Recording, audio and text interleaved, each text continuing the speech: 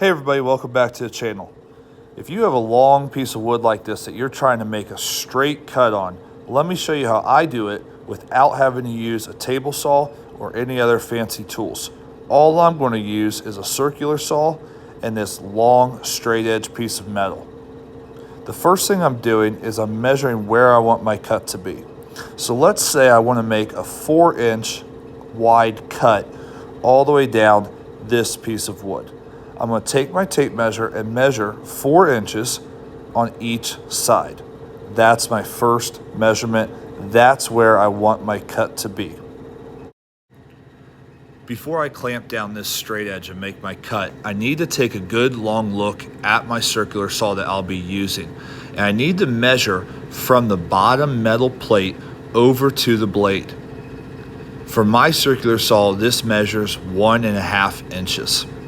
I need to add this 1.5 inch measurement onto my 4-inch initial mark on this piece of wood.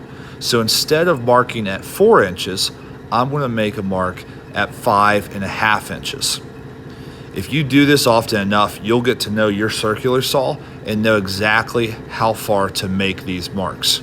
So instead of marking at 4 inches for a 4-inch cut, I'm going to mark at 5.5 inches on each side to obtain my perfect 4-inch cut.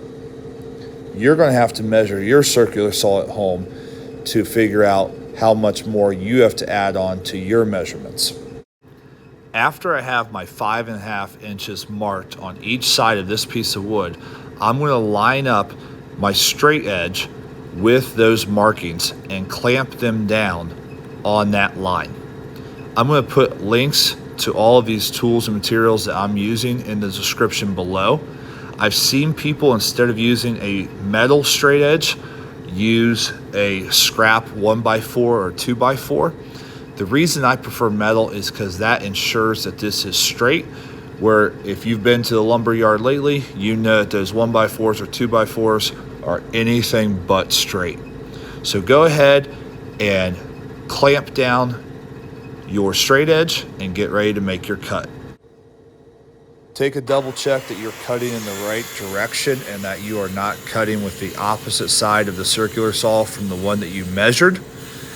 And then just run that metal bottom plate up against your metal straight edge all the way through the length of this cut. This will ensure a perfect 4-inch piece of wood coming off the edge. I hope you found this video helpful. If you did, hit that like button, and you can subscribe to my channel for more tips and tricks just like this one.